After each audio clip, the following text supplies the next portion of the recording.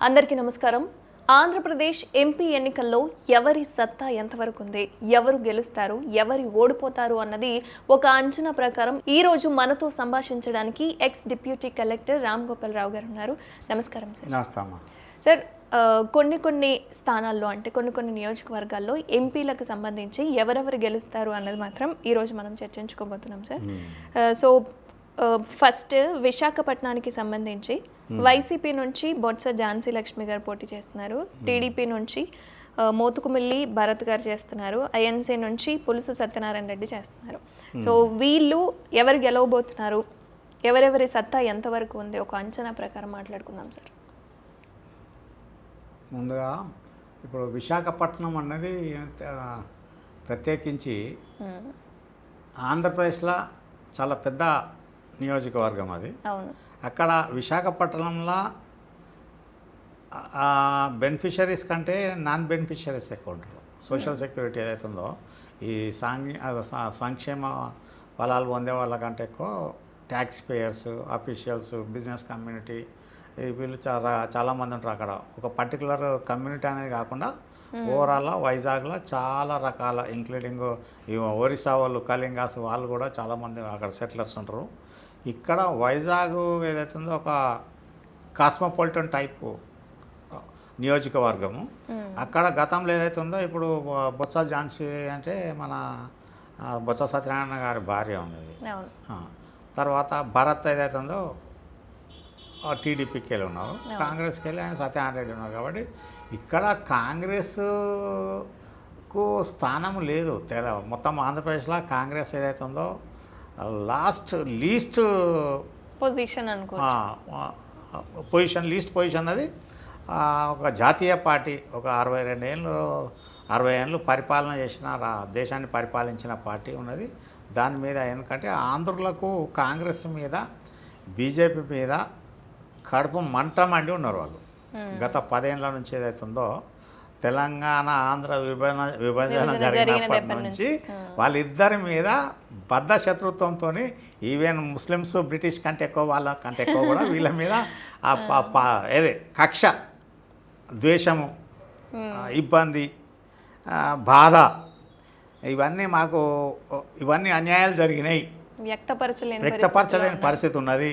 ఇప్పటికి కూడా ఏంటంటే 70 సంవత్సరాలు అయినా కూడా చాలా విచారించదగ్గ విషయం ఆంధ్రప్రదేశ్కి. ఎందుకైతే 1950లో ఉమ్మడి మద్రాసు విభజన జరిగినాక ఆంధ్రప్రదేశ్ను విభజన జరిగితే అక్కడ ఆంధ్రప్రదేశ్ వాళ్ళు అక్కడికి వెళ్ళి వచ్చి పాపం కర్నూలు గుడారాలలో సెక్రటేటు పరిపాలన సాగించుకున్నారు. తదనంతరము తెలంగాణ ఆంధ్ర ఏకమై భాషా ప్రయుక్త రాష్ట్రాల కింద తెలంగాణలోకి వచ్చిన తర్వాత హైదరాబాద్లో వాళ్ళు కలిసిపోయిన ఉన్న తర్వాత ఏమైందంటే ఇక్కడ స్వయంకృతాపరాధం ఆంధ్ర పరిపాలకులు ఏదైతే ఉన్నారో ఆంధ్ర పరిపాలకులు ఏం చేసినంటే ముఖ్యమంత్రి కానీ, మంచి కీలక మంత్రి పదవులు కానీ, బడ్జెట్ కానీ ఒక దామాషా పద్ధతిలో జనాభా ప్రాతిపదికన బడ్జెట్ను ఎక్కడ కూడా పంపలేదు, పంపిణీ చేయలేదు. మళ్ళీ ముఖ్యమంత్రులు కూడా రాయలసీమ 4 జిల్లాల నుంచి 6 ముఖ్యమంత్రులు పరిపాలించారు. రాయలసీమకి వెళ్ళి ఇప్పుడు చిత్తూరుకి వెళ్ళి చంద్రబాబు నాయుడు, మన కిరణ్ కుమార్ రెడ్డి చేశారు ఆంధ్రప్రదేశ్లో. చిత్తూరు నుంచి ఇద్దరు, చంద్రబాబు నాయుడు తర్వాత కిరణ్ కుమార్ రెడ్డి. ఇక కడప నుంచి వస్తే రాజశేఖర్ రెడ్డి, ఇప్పుడు జగన్మోహన్ రెడ్డి. తర్వాత అనంతపురం నుంచి వస్తే నీలం సంజీవరెడ్డి. తర్వాత కర్నూలు నుంచి వస్తే కోట్ల విజయభాస్కర్ రెడ్డి 2 సార్లు మంత్రి పదవి చేయడం జరిగింది, ముఖ్యమంత్రి పదవి చేయడం జరిగింది. వీళ్ళు ఏదైతే ఉందో వీళ్ళు ఏం చేశారంటే ఎంతసేపు తెలంగాణ ఆంధ్ర కలిసిన తర్వాత కేవలం జలగం వెంగళరావు, పివి నరసింహారావును కూడా సంవత్సరంన్నరకే గద్దె దించారు. తర్వాత రెండోది వెంగళరావు, ఆయన శ్రీకాకుళం వాసి, అక్కడ పుట్టి పెరిగి ఇక్కడ సెటిలర్ కింద, తెలంగాణ కింద లెక్క రాదు. ఆయన అక్కడ ఆంధ్రగా పరిస్థితులు ఏంది, ఆంధ్ర రాజకీయం ఏంది ఆయనకు అబ్బింది కాబట్టి ఆయన టర్మ్ కంప్లీట్ చేసుకున్నాడు. తదనంతరం చెన్నారెడ్డి 2 సార్లు ఎన్నుకుంటే 2 సార్లు ఆయన గద్దె దించారు. అంజయ్యను గద్దె దించారు. తర్వాత ఎవరు వచ్చారుగా తెలంగాణ నుంచి వాళ్ళు ముగ్గురే, మళ్ళీ ఇంకొకరికి స్థానం కలిపేయలే. అందుకోసం ఈ రకమైన పరిస్థితులల్లో 1969లో తెలంగాణ తొలిదశ ఉద్యమం వచ్చినప్పుడే బ్రహ్మానందరెడ్డి కానీ ఆంధ్ర పాలకులు కానీ గ్రహించి అప్పుడే విభజనకు వచ్చేలా విడిపోదాం, ఇంత ఉధృతంగా అయింది, విడిపోదాము, ఎవరిది వాళ్ళు డెవలప్ చేసుకుందామంటే పరిస్థితి బాగుండేది. దాన్ని ఏమవుతుంది లేని తొక్కేసి అది తర్వాత అనగదొక్కిన తర్వాత ఇది చేద్దాం వారికి ఏదైతుందో మళ్ళా చంద్రబాబు నాయుడు చేసిన తప్పిదానికి ఇది 2099 ఎలక్షన్స్ తర్వాత చంద్రబాబు నాయుడు ఏం చేసినంటే వెల్మలకి ఇద్దరికి ఎట్లా అని చెప్పేసి విజయరామారావు చనిపోయింది కదా పాపం, సిబిఐ డైరెక్టర్ ఉండే ఆయనకు మంత్రి పదవి ఇచ్చి కేసీఆర్ను అకామిడేట్ చేయలేదు. ఆయన అకామిడేట్ చేయకపోయే వరకు ఆయనకి ఏంటంటే మంట వచ్చేసి ఏదైతుందో ఆయనే తెలంగాణ మలిదశ ఉద్యమం మొదలుపెట్టి టీఆర్ఎస్ పార్టీ పెట్టి మొత్తానికి సక్సెస్ కావడంలో ఆ టైంలో పెట్టిన దానికి ఆ కారణాలకు అవన్నీ అప్పుడు ఎవరైతే ఉన్నారో సపరేట్ అయిపోయింది. సపరేట్ అయిపోయిన తర్వాత పాపం 10 ఏళ్ళు ఉమ్మడి రాజధాని అని అనుకున్న తర్వాత మరి రేపు June 2 నాటికి 10 ఏళ్ళు అయిపోతుంది.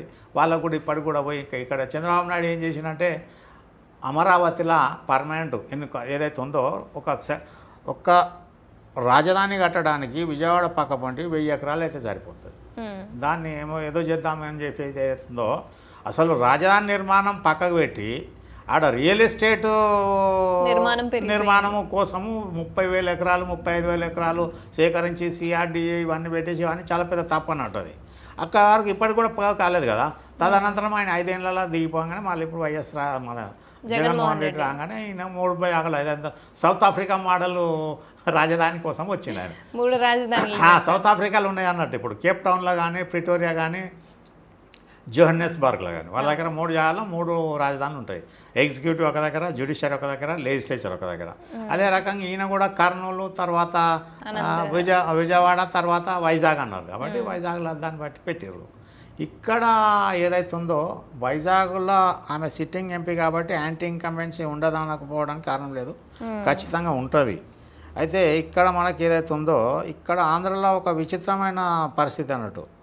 ఆడ అగ్రవర్ణాలు అంతా కలిసి 33% ఉంటారు, బీసీలు 30% ఉంటారు, తర్వాత ఎస్సీ ఎస్టీలు వాళ్ళు ఒక 20% ఉంటారు, 23%, తర్వాత మైనార్టీలు ఒక 10% ఉంటారు. ఇక్కడ ఏమైందంటే ఇక్కడ మెయిన్ వైజాగ్లో కానీ వైజాగ్ నుంచి మొదలు పెడితే చిత్తూరు దాకా కూడా ఏముంటుంది పరిస్థితి అంటే ఇక్కడ చంద్రబాబు నాయుడు చేసిన పెద్ద తప్పు ఏంటంటే బీజేపీతో పొత్తు పెట్టుకోవడం. అంతే అంటారా? 100% ఎందుకంటే అది మతపరమైన పార్టీ అనేది పేరు పడ్డది. ఒకటి ఇప్పుడు ఏదైతే ఉందో ముస్లిమ్స్, క్రిస్టియన్స్, క్రైస్తవులు కోస్టల్ ఏరియాలో చాలామంది ఉన్నారు, చాలా జనాభా ఉన్నది. వాళ్ళు ఏదైతే ఉందో ఈ ముస్లిమ్స్ 10% ఉన్నారు. వీళ్ళందరూ ఏదైతే ఉందో బీజేపీకి వ్యతిరేకంగా వేస్తారు. వాళ్ళు కాంగ్రెస్కి వేస్తారన్న గ్యారంటీ కూడా లేదు. కాంగ్రెస్ గెలవడం తెలుసు కాబట్టి వాళ్ళు వైఎస్ఆర్సీపీకి మళ్ళీ వేస్తారు. అక్కడ ఇప్పుడు ఇక్కడ ప్రొజెక్షన్ ఏదైతే ఉందో అనుకూలించిన పరిస్థితులు వీళ్ళకు జగన్మోహన్ రెడ్డికి ఆయన స్కీములతోనే లబ్ధి పొందిన వాళ్ళు చాలామంది ఉన్నారు. ఒకటి. రెండవది క్రైస్తవులు ఉన్నారు ఆయనకు సపోర్టు. తర్వాత ముస్లిమ్స్ వాళ్ళకు సపోర్ట్ ఉన్నారు. ఎలాగో బీజేపీకి వేయరు కాబట్టి కాంగ్రెస్కు ఇంతో అంతో వేస్తారు కాబట్టి యాంటీ ఇన్కంపెన్స్ అవుతుంది. ఇక్కడ జగన్ ఒక అగెనిస్ట్గా వీళ్ళు 3 ఓట్లాడినా కూడా ఆయన తట్టుకోవడం పరిస్థితి చాలా కష్టంగా ఉంటుంది అన్నట్టు. కాకపోతే అక్కడ ఏ పార్టీ వచ్చినా వ్యక్తిగత కారణాలతోనే వ్యక్తి మీద ద్వేషం ఉంటే తప్ప లేకపోతే జగన్మోహన్ వైఎస్ఆర్సీపీని కొట్టడం కష్టం. సో ఈసారి అక్కడ మాత్రం వైఎస్ఆర్సీపీకే ఛాన్సెస్ ఎక్కువ ఉంటాయి. బెనిఫిషరీస్ ఎక్కువ ఉన్నారు కదా పర్సంటేజ్. ఇప్పుడు దాదాపు 30-40 మంది శాతం ఉంటారు వాళ్ళు. వీళ్ళకి ఎన్ని వచ్చినా ఉండదు. వీళ్ళకి ఏంటంటే ఆడ 2 రకాలు క్యాస్ట్ బేసిస్లో పోతే ఇప్పుడు ఆడ ఏంది బ్రాహ్మణులు 3% ఉంటారు, వాళ్ళు బీజేపీ సైడ్ పోతారు. వైశ్యాసు 3% ఉంటారు, తర్వాత క్షత్రియులు 1.5%, కమ్మ 5% ఉంటారు, రెడ్డి 7% ఉంటారు, కాపులు 17% ఉన్నారు, వెల్మ 3% ఉన్నారు. వీళ్ళు ఏదంటే ఇప్పుడు కాపులు కూడా ఏదైతే ఉన్నారో ఖచ్చితంగా పవన్ కళ్యాణ్కు ఓటేస్తారు, చంద్రబాబు నాయుడు సపోర్ట్ చేస్తారు అన్నదానికి ముద్రగడ పద్మనాభం ఛాన్సెస్ చాలా తక్కువ ఉన్నది. అంత ఈజీ టాస్క్ కాదు. గతంలో కూడా 99లో కూడా 2004లో ఆయన ఏదైతే ఉందో చంద్రబాబు నాయుడుకు అక్కడ ఒకటి బాంబ్ బ్లాస్టింగ్ అయింది. అక్కడ కడప అదే తిరుపతిలో అలిపిరి దగ్గర బాంబ్ బ్లాస్టింగ్ అయిన తర్వాత ఆయన మొత్తం మిడ్ టర్మ్ కోల్పోయిండు అన్నట్టు. అప్పుడు ఏంటంటే గవర్నమెంట్ ఆఫ్ ఇండియా ఈయన ఎన్డీఏ కన్వీనర్ ఉన్న దీని ప్రకారం ఏదైతుందో పోదామంటే పాపం వాజ్పేయి కూడా 13 నెలల ముందే ఆయన అధికారం దిగిపోవాల్సిన పరిస్థితి వచ్చింది. కాబట్టి ఇక్కడ వీళ్ళకు అడ్వాంటేజ్ అన్నది చాలా తక్కువ ఉన్నది. చంద్రబాబు నాయుడు కూడా చెయ్యాలంటే చంద్రబాబు నాయుడు పరిపాలన కూడా 14 ఏళ్ళు అనేది ఏదైతే ఉందో ఆడ చేసి 5 ఏళ్ళు పోతే 9 ఏళ్ళు ఇక్కడ చేయడానికి చంద్రబాబు సొంతం మామని దించిండు ఎన్టీ రామారావును. ఆయన చేసిన దాన్ని కూడా ఒక వర్గానికి కొమ్ము కాసిండు. అక్కడ ఒకటే వర్గానికి కొమ్ము కాసిండు. అది ప్రజలకు అందరికీ ఇప్పుడు నరనరాన జీర్ణించకపోయింది. ఆంధ్ర ఓటర్లు అంతా తెలివిగా తెలంగాణ లెక్క అది అమాయకుల లెక్క ఏదో వన్ సైడ్ వేద్దామన్నది అది అంత కాదు. చాలా బ్రహ్మాండంగా ఆలోచించి ఓటేస్తారు. ఎక్కడ చేసేది ఏదైతే ఉందో ఇవల్ల సింపుల్ ప్రజలకు కూడా అర్థమైంది. అంటే జగన్మోహన్ రెడ్డి నీట్ అది ఏదైతే నాన్ కరప్ట్ అని వీళ్ళని కాదు, ఈయన చేసిన 2.5-3 ఎకరాల నుంచి ఇన్ని వేల కోట్లకు ఎట్లా అధిపతి అయింది అన్నది ప్రజలకు తెలుసు. జగన్మోహన్ రెడ్డి పీరియడ్లో ఏదైతే ఉందో రాజశేఖర రెడ్డి అప్పుడు అదేదో ఉధృతంగా ఆయనకు కలిసి వచ్చింది కాబట్టి 1,00,000 కోట్ల దోపిడీ అది అన్నారు. 1,00,000 కాకుండా 10,000, 20,000, 30,000 కోట్లు ఏదో ఉన్నా కానీ అది అంతా. ఇప్పుడు జనం ఏంటంటే ఆయన మీద కేసు అయినా కూడా యాక్సెప్ట్ చేస్తారు. ఏమైంది కంటే ఏదో మాకు ఆదుకుంటాడు కదా అన్న ఉద్దేశంలో ఆయన దోసుకుంటే బాగా డబ్బున్నోనే దోసుకున్నాడు, మాదేం పోయిందన్న భావనలో ఓటర్లు ఉన్నారు అక్కడ. తెలివిగా దోసుకొని మాకైతే దోషి పెడుతున్నాడు అన్న ఉద్దేశంలో ఉన్నది. 1,00,000 కోట్లు అప్పు చేసినా కూడా వాళ్ళందరూ ఇంటికి 10,000, 15,000 రకరకాల బెనిఫిట్ పొందినారు. కాబట్టి ఇప్పుడు జగన్మోహన్ రెడ్డికి బెనిఫిషరీస్ అందరూ వన్ సైడ్లో కూర్తారు. ఇక్కడ తెలంగాణలో కూడా అదే జరిగింది. ఇక్కడ హైదరాబాద్ దర్దాపుల 39 సీట్లల్లో 27-26 సీట్లు ఏదైతే ఉందో ఈ బెనిఫిషరీస్ స్లమ్ ఓటర్స్ పోయి ఓట్లు వేస్తేనే వాళ్ళు గెలిచారు. మిగతా వాళ్ళు ఏదైతే ఉందో ఇక్కడ సోకాల్డ్ వైట్ కలర్ జనాలు, తర్వాత బిజినెస్ మెన్, ట్యాక్స్ పేయర్స్ వీళ్ళు ఎవరు కూడా ఓటు వేయడానికి పోలేదు. కాబట్టి జస్ట్ 46-44% అట్లా బయటపడరు. కాబట్టి ఇక్కడ కూడా ఏదైతే ఉందో ఆడ వైజాగ్లో వీళ్ళకు ఒక పర్టికులర్ వీళ్ళ బేస్కు వీళ్ళకు సపోర్ట్ చేసే జనం ఎక్కువ లేరు. అక్కడ ఏదైతే ఉందో జగన్మోహన్ రెడ్డి పేరు చూస్తారు ఒకటి, మళ్ళీ ఆమె భర్త కూడా బొత్స సత్యనారాయణ వైజాగ్ పక్కపంటి శ్రీకాకుళమే బేస్ కాబట్టి సగం వైజాగ్ వాళ్ళకి టచ్లో ఉంటుంది. కాబట్టి వాళ్ళకి ఖచ్చితంగా వచ్చే ఛాన్సెస్ ఉంటాయి. ధన్యవాదాలు.